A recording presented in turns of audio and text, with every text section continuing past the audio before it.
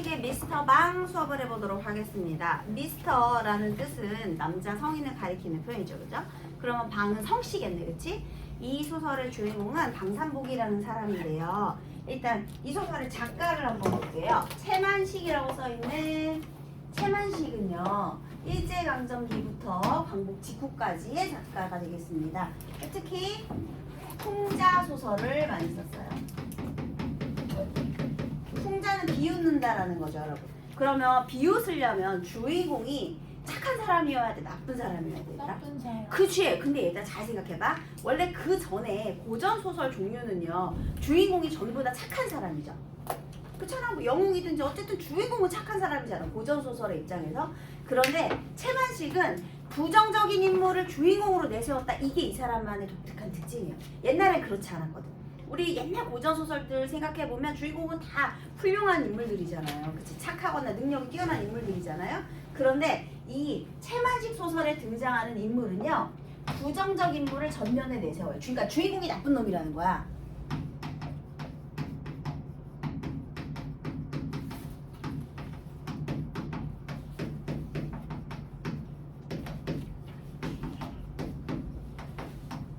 부정적인 인물을 전면에 내세워서 그의 행동을 보여주는데, 부정적인 인물이니까 나쁜 행동을 하겠죠.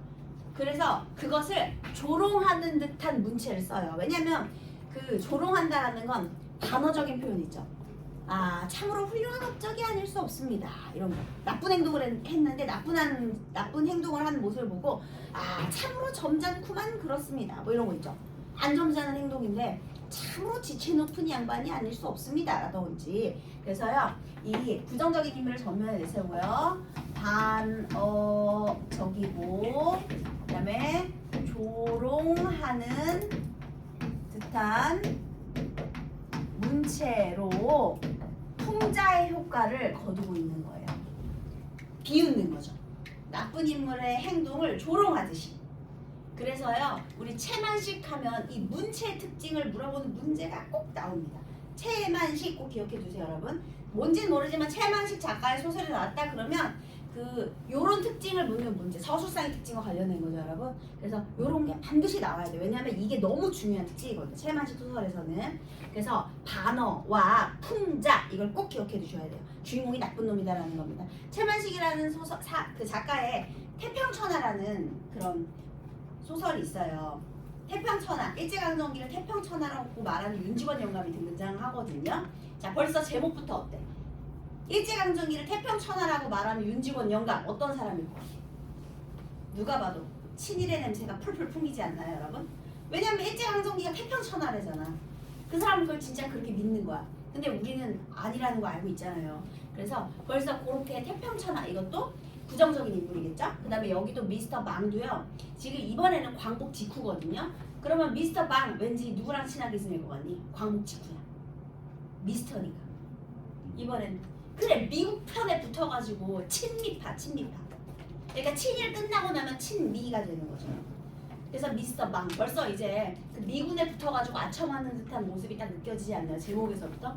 그래서 그런 인물. 자, 이 미스터 망은요, 기회주의적 인물의 전형입니다, 여러분. 다시.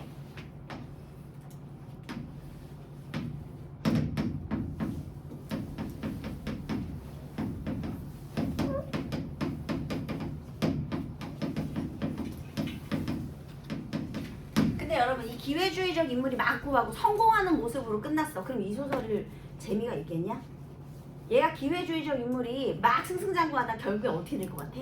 나라. 그렇지, 몰라 그래야 이 소설이 재미있는 거야. 그래서 이 기회주의적인 인물의 모습을 막 보여줘요. 그런 다음에 결국에는 몰락하는 모습을 통해서 우리에게 재미를 선사하는 거죠. 그래서 그런 내용으로 되어 있습니다. 조금만 더 자세히 한번 얘기를 해볼게요. 일단은요, 원래 이름은 방산복인데요, 집신장수의 아들이에요. 평민계층이죠. 사실 천민계층이죠. 집신장수의 아들인 방산복. 그런데 얘가 이제 돈 벌고 싶어가지고 좀 이렇게 외국을 왔다 갔다 하다가요, 나중에 해방을 맞이했어요. 지금 얘는 시대적인 배경이 광복 직후예요. 근데 얘가 그 돈을 벌기 위해서 뭐 해외를 좀 왔다 갔다 했잖아요. 근데 돈은 못 벌었었거든요. 근데 해외로 다닌 귀동냥, 해외에서 귀동냥으로 얻은 영어, 아주 얕은 영어. 그래서 진짜 그냥 생활 영어 몇 개만 해요. 그런데 이제 해방 직후에 우리나라에 이제 미군이 들어왔잖아요, 여러분. 그치? 그래서 일본이 사라진 대신 또 미군하고 이제 소련이 왔잖아요.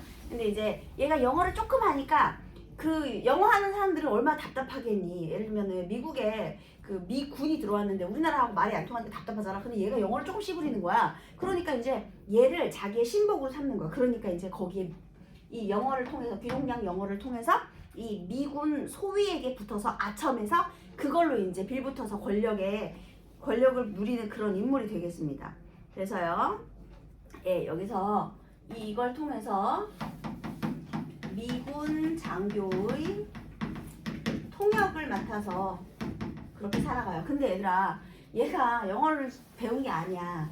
그냥 몇 개만 주워 들은 거야. 그래서 막 얘가 통역을 해주는데요. 엉터리야, 엉터리. 나중에 본문 한번 읽어보게 되면 통역을 하는데 역사의식이 전혀 없고 엉터리예요. 그런 걸 통해서 이제 우리는 이 인물을 조롱하는 듯한 이 서술자의 태도를 느낄 수가 있겠죠. 그래서 이제 어떻게 됐느냐. 자, 여기 한번 이제 본문을 통해서 어떤 내용인지 한번 읽어보도록 하겠습니다. 옛날에 영화가 꿈이 되고 일조에 몰락하여. 얘가 영화롭다라는 건 북이 영화죠, 여러분? 그지? 북이 영화예요. 그래서 옛날에 영화가 꿈이 되고 일조에 몰락하여 가뜩이나 초상집 개처럼 초라한 자기가 또 한 번 어깨가 움츠러듦을 느끼지 아니치 못하였다. 그런데다 이 녀석이 언제적 저라고 모험스럽게 굴어 심히 불쾌하였고, 그래서 엠간히 자리를 털고 일어설 생각이 몇 번이나 나지 아니한 것도 아니었다. 그러나 참았다. 보아하니 큰 세도를 부리는 것이 분명하였다. 잘만 하면 그 힘을 빌려 분풀이와 빼앗긴 재물을 도로 찾을 여망이 있을 듯 싶었다. 분풀이를 하고 더구나 재물을 도로 찾고 하는 것이라면야 콧빛들이 삼보기는 말고 그보다 더한 놈한테라도 머리 숙이는 것쯤 상관할 바 아니었다. 자, 지금 사실은요, 방산복을 찾아온 사람이 있어요. 누구냐면 백주사예요. 자, 얘는요, 백주사는요, 용건이 있어서 방산복을 찾아왔거든요. 그런데 여기에 이런 말 써있지. 옛날에 영화가 꿈이 되고 일조에 몰락했다, 이런 말 있죠. 얘가 왜 몰락했을까? 힌트, 광복 직후예요. 옛날에 그럼 광복 직후는 일제강점기지, 얘들아. 광복 전에는. 그럼 얘는 일제강점기 때 어떤 사람이었을까? 어떤 사람이었길래 광복 직후에 몰락했을까? 일본 친일파. 그렇지, 친일 지주였던 거예요. 지주는 땅 주인인 거 아시죠? 예, 일본 밑에서 이제 땅을 관리하던 사람이었던 거야. 그런데 광복 후에 이제 우리 농민들이 다 왔겠지. 그래가지고 얘네 세간살이 부수고 막 복수했거든요. 광복했을 때. 그래서 친일 지주였는데 광복 후에 몰락하고 말았던 거예요. 근데 얘가 원래 콧빛들이 방산복이거든요. 그런데 얘가 좀 미군 S 소위가 있어요. 그래서 미군에 또 여기에 S 소위.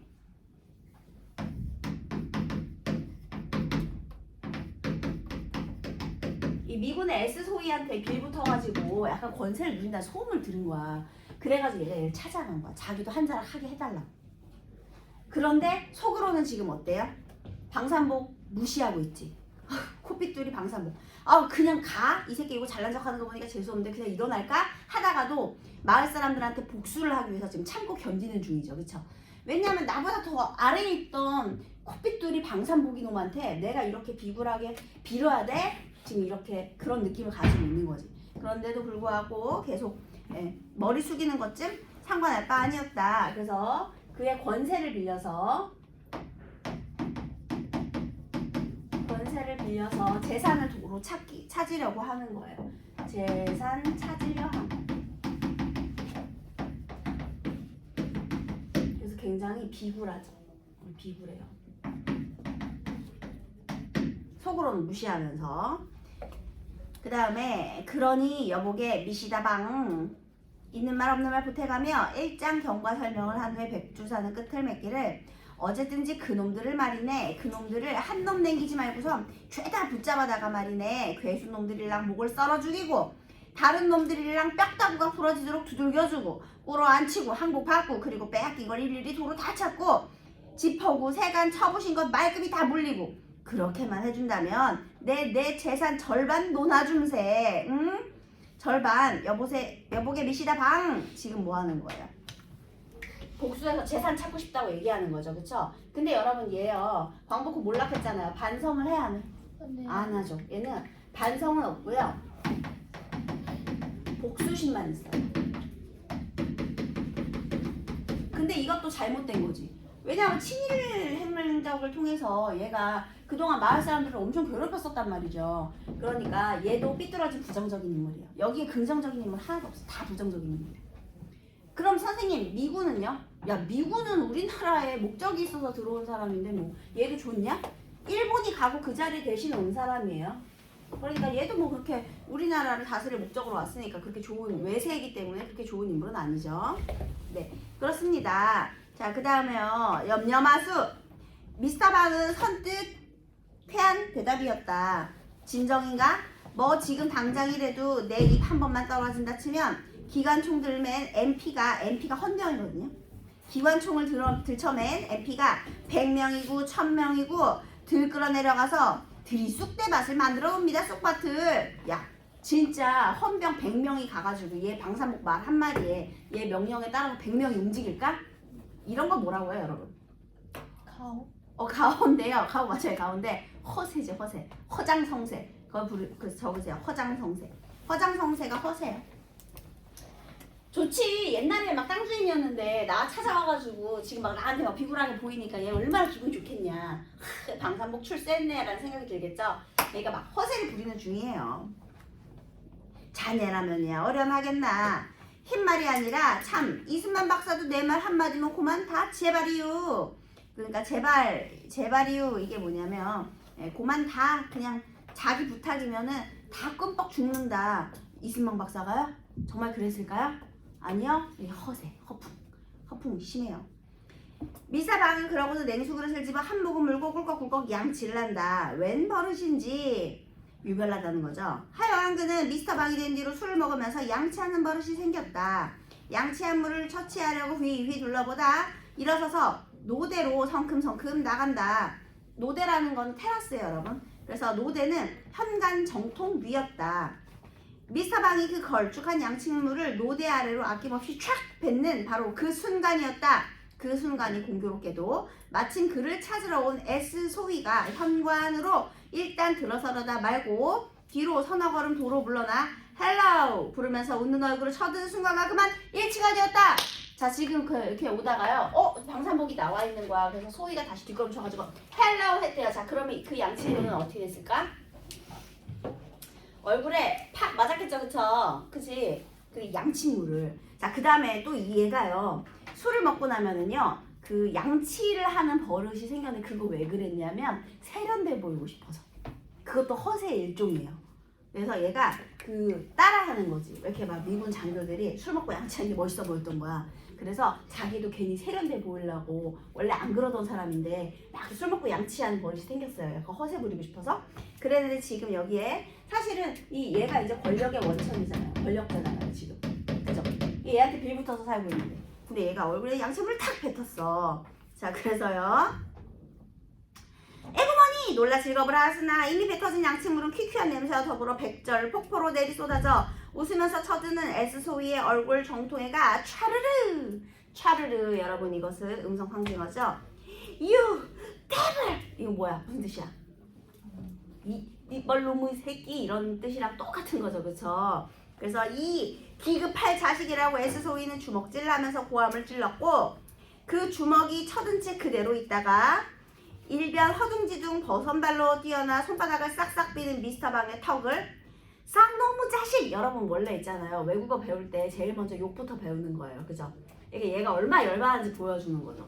애스소위 우리말 못하는데 쌍놈의 자식 지금 굉장히 자기 딴에는 굉장한 욕이라고 son of a bitch 이런 거랑 마찬가지잖아. 그지? 그래서 쌍놈의 자식 하면서 철컥 어퍼컷으로 한 대 갈겼더라고. 이게 이제 마지막 끝장면이거든요. 얘들아 어퍼컷이 뭐야? 그렇지 아래 서위로. 그러니까 상나무 자식 한 다음에 여기서 이렇게 갈겼다는 거죠. 자 이제 얘 어떻게 됐겠니? 양치물 뱉고 몰락하겠지. 지 얼굴에 양침을 뱉은 새끼를 군인이잖아. 절대 이해 못해요. 군인들은 상명 관계, 그러니까 상명하복, 그러니까 이 선임, 그러니까 위의 상관과 아래의 이 권위적인 질서가 아주 분명하거든요.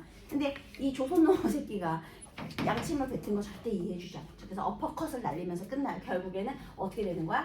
양침을 뱉고 몰락하게 되는 거죠. 그것도 막 이 몰락하는 장면이 백주산대 막 허세 부렸잖아. 이승만이도 내 말 한마디면 벌벌 긴다고. 내가 한마디 말하면은 헌병들이 총 들고 100명이 우르르 출동한다고. 이런 허세를 잔뜩 부려놨는데 거기서 여기 S소위한테 어퍼컷 맞으면서 이렇게 올라가게 되는 거예요. 그래서 여러분 여기에 인물의 희화화가 등장하죠. 그치? 희화화. 왜냐면 허세 부리다가 몰락했으니까. 그럼 옛날에 우리 그런 혹시 사설 시조 중에요. 두꺼비가 파리를 물고 똥 위에 치달아 앉아. 혹시 기억하세요? 그쵸? 그럼 얘가 바로 그 두꺼비 같은 존재지. 힘없는 백성을 핍박해가지고 그렇게 권세를 누리다가 건너산을 바라보니까 흰 송골매가 떠있더래요. 흰 송골매가 이제 이런 애들 되는 거지.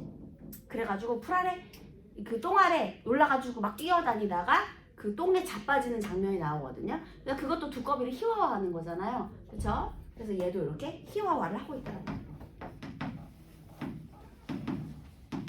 이걸 통해서 풍자의 효과를 드러내고 있죠. 자, 그럼 문제를 한번 풀어볼까요? 1번 이 글에 대한 설명으로 가장 적절한 것은 극적인 반전 있죠. 몰락했으니까 위기 상황에 빠르게 대응하는 능력의 중요성이 이게 중요해요, 여러분? 아니죠. 그 뒤가 틀려서 안 되고요. 인물 간의 갈등을 통해 해방 직후 나타난 이념의 대립을 아니죠, 여러분? 풍자를 통해 혼란한 사회상과 이를 이용하려는 인물에 대한 부정적 인식을 드러낸다. 얘 어때요? 정확히 맞아 떨어집니다. 정답이 3번이고요. 역사적인 상황을 다루면서도 초현실적인 요소로 가면 아니요. 지극히 사실적이에요. 그 다음에 공간적인 배경을 상징적으로 활용하여 사회적 혼란을 겪으며 황폐화된 인물의 4명 전혀 아닙니다. 이 글의 서술상 특징으로 적절한 것은 이거 몇 인칭 시점이에요, 얘들아? 작품 속에 서술자 있어 없어? 작품 속에 등장인물입니까? 아니죠. 그럼 3인칭이에요. 근데 4명 심리 다 알아 몰라? 알고 있잖아요. 그치? 그러니까 이거 무슨 시점이야? 전지적 작가 시점이죠? 그럼 이거 정답은 몇 번일까요? 정답은 3번이죠. 일단 자기 얘기하는 거 아니고요. 그 다음에 서술자가 작중인물도 아니고요. 서술자가 회상을 통해 외부 이야기에서 내부 이야기로 이동하는 거 아니고요. 과거와 현재의 반복적 교차도 아니잖아요. 서술자는 전지적인 작가가 되겠습니다. 정답은 3번이었죠. 그 다음 3번 골개미라는 건 뭐냐면요. 말 속에 뼈가 있는 거야. 대상을 비꼬거나 과장하거나 우습게 표현해서 권위를 추락시키는 거거든요. 그러니까 풍자와 해학의 장면이 나오면 골개미라고 합니다. 자, 그럼 골개미가 나타난 것으로 그러니까 풍자나 해학, 조롱과 관련이 없는 것인데요. 여기서 기억은요. 초상집 개처럼 초라한 자기 자신의 어깨가 한 번 더 움츠러든다. 일단 초상집 개라는 표현을 통해서 권위를 추락시켰죠. 그 다음에 니은은요. 그래서 N간이 자리를 털고 일어선 생각이 몇 번이나 났었다라는 거거든요. 근데 이거는 계속 권위를 추락시킨 게 아니죠. 그지? 오히려 자존심 상하는데 그냥 갈까? 이런 생각을 했다는 거니까 니은은 아니고 그 다음에 디귿을 보면은 미스터 방이 냉수 한 그릇을 집어 한 모금 물고 꿀꺽꿀꺽 양치를 한다. 얘도 허세예요, 여러분. 허세 부리는 거, 허세. 그러니까 얘도 풍자와 조롱이 맞고요. 그 다음에 리을 이거 뱉는 거니까 허세고요. 그 다음에 미음 손바닥으로 싹싹 피는 거 얘도 조롱하는 거죠. 정답이 2번 되겠습니다. 그 다음 4번 A에 들어갈 내용이 아닌 것을 골라라. 작중인물과 시대현실을 중심으로 한번 보재요. 그러면 백주사의 몰락을 통해 개인을 억압하는 시대 변화의 부당함을 비판적으로 드러낸다.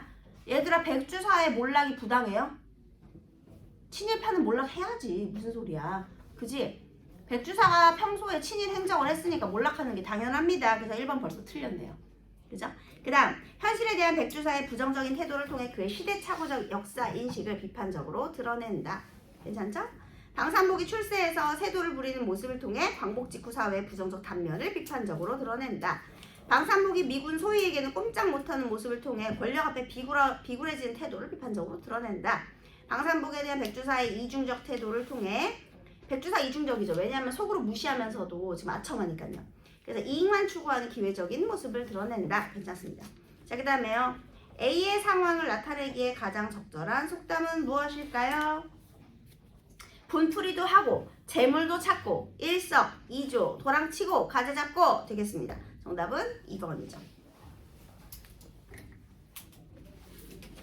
혹시 여기 궁금한 속담 있어요? 이 중에서 이해 안 되는 거? 혹시 밑돌 빼서 윗돌 고이는 거 뭔지 알아요? 하석상대? 임시방편이에요. 다른 돌을 써야 되는데 지금 밑돌 빼서 윗돌 고이면 나중에 언젠가 무너지잖아. 그래서 임시방편이란 뜻이고요. 속은 먹은 놈이 물 켠다. 이건 뭐야? 죄 지은 놈이 벌벌 기는 거랑 똑같은 거지. 속은 먹은 놈이 당연히 물 먹겠지. 그치? 그런 거예요. 됐습니다. 그 다음은요, 여러분. 우리 비 오는 날이랑 완장은 숙제로 좀 해보시고요. 오늘은 어디를 할 거냐면 여기 비 오는 날이면 가리봉동에 가야 한다. 요걸 할 거예요.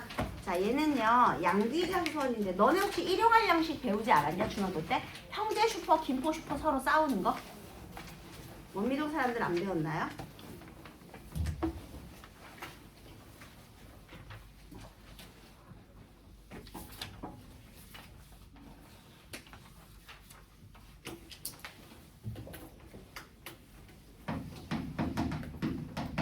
자, 양귀자라는 작가가요 소설집, 연작 소설집 원미동 사람들을 출간했어요.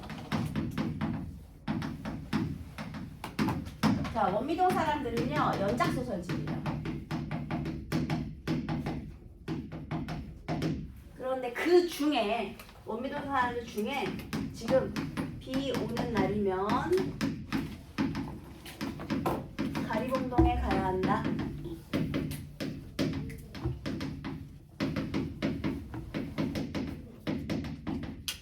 그 중에 한 작품 되겠습니다. 자, 이 원미동 사람들은 어떤 내용이냐면요. 일단 1980년대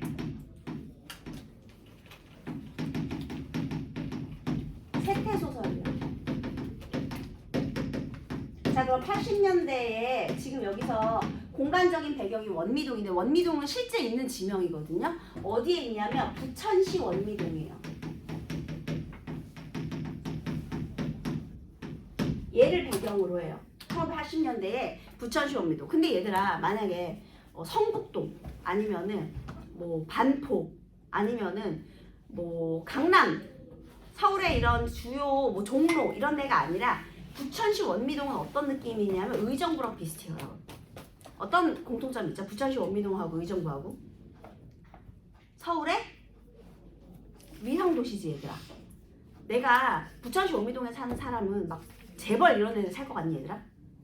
아니겠지. 그런 사람들은 좋은 데 살겠지. 근데 막 찌질이 가난해가지고 너무 막 먹고 살기 힘들고 이런 사람도 살진 않아요. 어떤 사람이 사냐면 서울에서 약간 밀려나서 집은 갖고 싶은데 서울은 너무 땅값이 비싸니까 서울 근처에 집을 마련한 사람들. 의정부랑 비슷한 거 얘들아. 그치? 서울 땅값 너무 비싸니까 의정부에 주거지를 마련하는 거가 똑같은 겁니다. 자, 그러니까 이 부천시 원미동이라는 공간은요 어떤 공간이냐? 소시민들의 삶의 공간이에요. 소시민들의 삶의 공간. 아주 전형적으로 보여줄 수 있는 것이죠. 소시민들의 삶의 공간. 그래서요, 이 원미동에 사는 사람들의 갈등과 화해를 보여주거든요. 그래서 우리 소시민들이 80년대에 이렇게 살았다. 왜냐면 너네 혹시 1988년에 우리나라에 아주 중요한 일이 있었는데 뭔지 아시나요? 88년에? 니네 태어나기도 전이지? 니네 몇 년생이지? 90 몇 년생이죠? 2000. 너네 2000년생이니? 2008년. 2008년생이니? 미안해요. 자, 88년에 서울에서 올림픽이 열렸어요, 여러분. 1988년에 서울 올림픽이 일어났거든요. 그러니까 이제 국제대회가 있으니까 이제 나라에서 우리나라를 예쁘게 막 단장해야 될 그럴 때예요. 그래서 막 도시화를 엄청나게 진행할 때란 말이에요. 막 백화점 같은 것도 막 새로 만들고 막 이럴 때야. 그러니까 막 땅값이 미친 듯이 올라갈 때. 도시 개발하니까 땅값이 올라갈 때.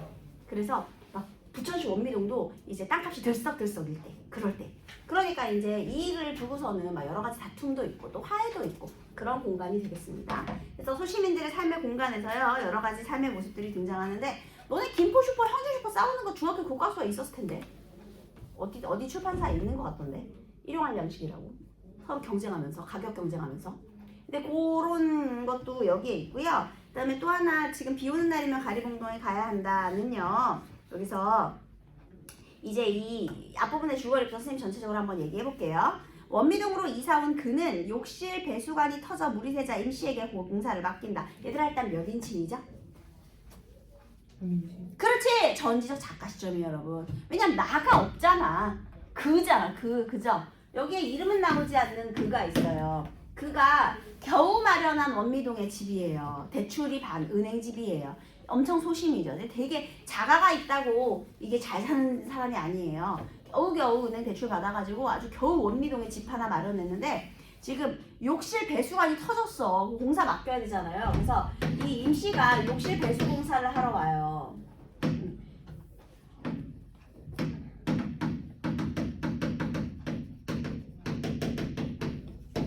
배수 공사를 하러 왔습니다. 그런데요. 원래 사람은 한 번 부르면 금액 줘야 되는 거 알지? 인건비 줘야 되잖아. 출장비 줘야 되잖아. 근데 이게 별 문제가 아니었던 거야. 그래가지고 너무 일찍 끝나버린 거야. 그런데 이 그하고 그의 또 아내가 있을 수 있잖아요. 근데 어쨌든 한 번 부르면 돈 줘야 되는데 너무 일찍 끝났잖아. 그러니까 얘가 또 본전 생각이 나는 거야. 돈이 아깝잖아. 그래서 혹시 시간 되시면 옥상에 방송사도 좀 해주실 수 있나요? 부탁을 한 거지. 자, 얘 아내 어때? 본전 따진 인물이죠. 엄청나게 소시민적인 인물입니다. 그래서요. 옥실 배수 공사를 하고요. 그 다음에 옥상 방수 공사 까지 맡긴 거예요. 그러니까 다들 이제 이득 생각하는 거죠. 그런데요. 얘는 의외로 간단하게 끝났는데 옥상 방송사를 맡겼거든요. 그런데 너무 오래 걸리는 거야. 근데 또 그 오래 걸리는 이유가 이 임씨가 일을 너무 꼼꼼하게 하는 거야. 지나칠 정도로. 그래서요. 일단 한번 볼게요. 간단하게 여겼던 옥상의 공사는 의외로 시간을 끌었다. 홈통으로 물이 잘 빠질 수 있도록 경사면을 갖춰야 하는 것도 시간을 더디게 했고 깨놓은 자리와 기왕의 자리의 이음새 사이로 물이 새지 않도록 면을 고르다 보니 조금씩 더 깨부숴야 하는 추가 부담도 잇따랐다. 이미 밤은 시작된 것이나 증배 없어 이웃들의 창문에 하나둘 불이 밝혀졌다. 그랬는데도 임씨는 자 보세요. 만족하다 싶을 때까지는 일손을 놓고 싶지 않은 모양이었다. 이리 재고 저리 재고 그러고도 모자라 이왕 덮어놓은 것을 한 번에 으깨어버리고 또 새로 흙먼지를 거듭하곤 했다. 여러분 임씨 성격 어떤 것 같아요? 꼼꼼하고 꼼꼼하고 성실하고 정직하고 아주 성실하고 이런 인물의 모습이 드러나 있죠. 무엇을 통해서? 행동을 통해서. 그쵸? 그래서 임씨의 성격을 지금 제시하는 부분이에요. 그래가지고 얘가 오히려 막 처음에는요. 이 아내하고 그가 임씨에 대해서요. 처음에는 의심을 했거든요. 아, 저 사람 왜 저래? 그냥 돈 받기 미안해가지고 하는 척만 하는 거 아니야? 이렇게 생각할 수 있잖아 얘들아. 그치? 그래가지고 왜냐면 이게 처음에 너무 빨리 끝났으니까. 그래서 괜히 시간 끄는 거 아니야? 이렇게 생각했는데 나중에 시간이 지나면 지날수록 오히려 너무 꼼꼼하게 하니까 미안해지는 거예요. 그래서 처음에 좀 오해를 했는데 나중에 미안해졌어. 그 다음에요.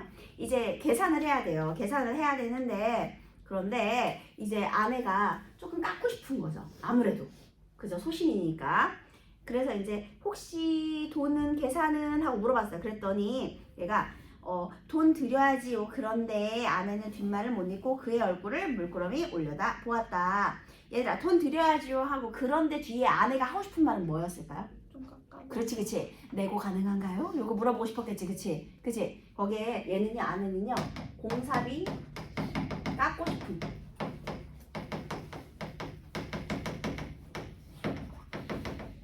이건 뭐 인간의 감출 수 없는 본능이죠. 여기서 얘가 못됐다 이런 게 아니라요. 너네 어디 가면 깎고 싶은 건 우리 소시민들은 다 그래요 여러분. 그렇게 내가 형편 넉넉한 거 아니니까 뭐 하나 살 때 깎고 싶은 마음 당연하잖아. 그치? 일반적으로 그렇습니다.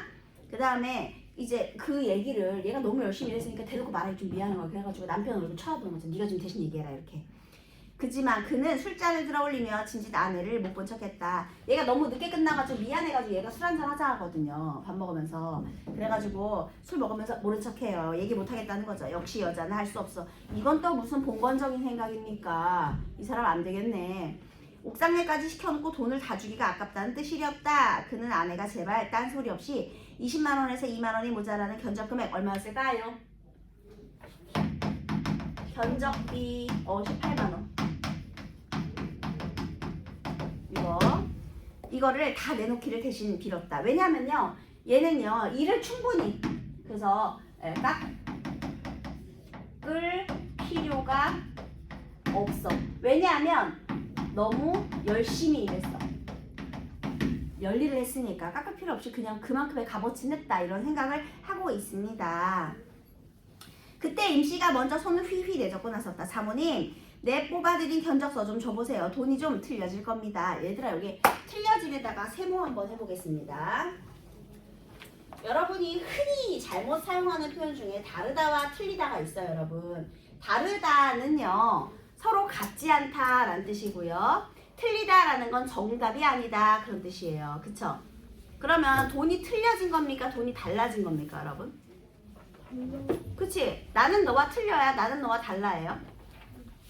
나는 너와 달라지 얘들아. 틀리는 건 정답이 아니란 거라니까. 정답이 틀린 거야, 틀린 거는. 그러면 나는 너와 달라 이게 맞는 표현이죠. 그런데 작가가 이걸 몰랐을까? 여기서 왜 틀리다는 표현을 썼을까? 지금 이 임씨는요, 뭔가 원래 여름엔 연탄 배달하거든요. 여름에 연탄 배달하는데, 겨울에 미안해, 겨울에 연탄 배달하는데 여름에 연탄을 써 안 써? 그럼 할 일이 없잖아. 그래서 이거 지금 부캐릭터예요, 부캐릭터. 그래서 여름에는요, 이런 배수공사 같은 설비 일을 하는 거야. 돈 벌어야 되니까. 그러면 얘들아, 교육을 많이 받지 못한 계층이겠지. 그래서 되게 이렇게 세심한 그런, 요즘에 사람들이 많이 잘못 쓰는 표현이잖아요. 그러니까 교육을 많이 받지 못한 계층이다라는 걸 표현하기 위해서 틀려지다라고 일부러 잘못된 표현을 쓴 거예요. 그래서 틀리다라는 건 사실 틀리다가 아니라 다르다를 써야 되거든요. 이게 맞는 표현인데 일부러 얘를 썼어. 왜냐면 교육을 많이 받지 못한 계층이다라는 걸 알려주기 위해서 작가가 일부러 선택한 거예요. 얘가 막 너무 고급진 어휘를 써도 안 어울리잖아. 그죠? 근데 여러분들은 교육 받았죠? 지금 교육 받았잖아? 그럼 앞으로 난 너랑 틀려 이런 말은 하면 안 돼요, 여러분. 난 너랑 달라. 그건 다른 거야. 이렇게 얘기해줘. 알겠죠? 틀리다는 건 정답이 아닌 거니까 틀린 게 아니고 다른 거예요.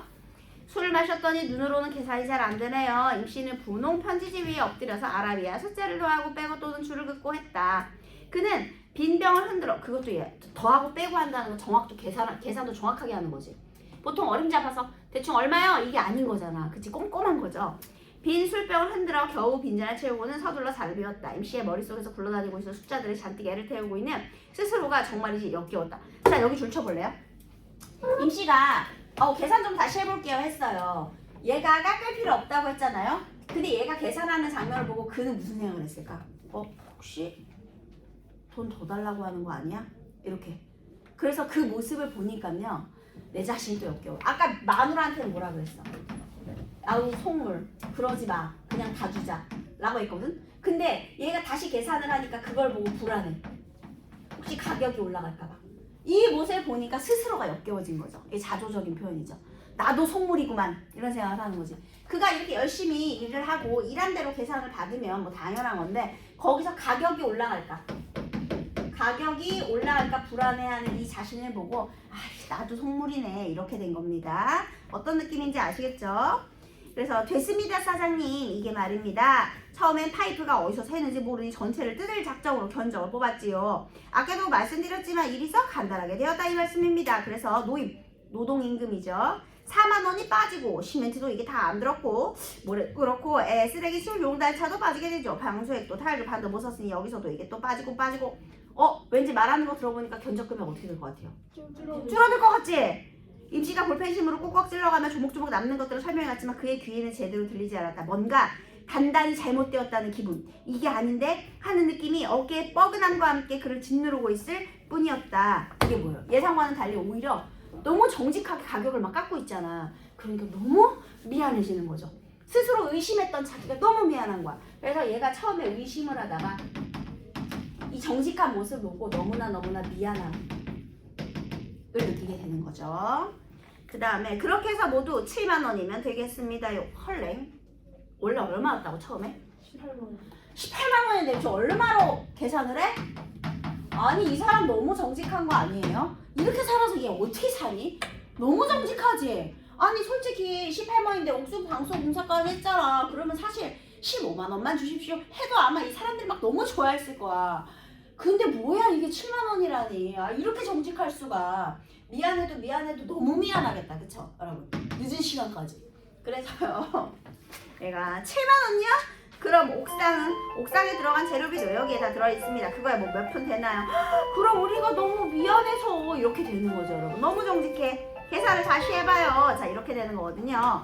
자 그런데 여러분 제목이 왜 가리봉동에 가야 하는 거냐면요. 얘가 서울의 가리봉동은 지금 공장 지역이거든요. 공장 밀집 지역. 사실 여기 원미동 부천시 원미동이잖아요. 얘가 있잖아요. 스웨터 공장 사장이 있어요. 그 사람한테 연탄비를 뜯겼어. 이 나쁜 새끼가 연탄비 떼먹고 서울에 가서 더 큰 공장을 지었어. 나쁜 놈이지. 그치? 그래서 네, 연탄 비용 떼임. 그래가지고요. 비 오는 날은요. 우리 막노동 할 수 있어요? 없어요? 못해. 쉬는 날이에요. 쉬는 날에 공장 밀집 지역에 떼임돈 받으러 가야 된다는 뜻입니다. 내가 쉬는 날은 쉬지를 못하는 이 힘든 삶의 모습을 드러내고요. 이 새끼는 아파트 살면서 돈도 떼먹고 더 큰 돈으로 아주 떵떵거리면서 잘 살지. 아주 그 노동력을 착취하는 악덕사장의 전형. 악덕사장. 이런 사람들은 잘 사는데 임신은 반지하에서 그 아들 운동화도 하나 제대로 못 사주고 그렇게 힘들게 살거든요. 근데 그렇게 힘들게 살면서 또 이렇게 정직해요. 이런 모습이 드러나 있는 거예요. 알겠죠? 야, 우리 숙제가 있어. 얘도 숙제가 있어요. 77페이지까지 좀 풀어주십시오. 77페이지까지 풀고 채점해 오세요, 여러분.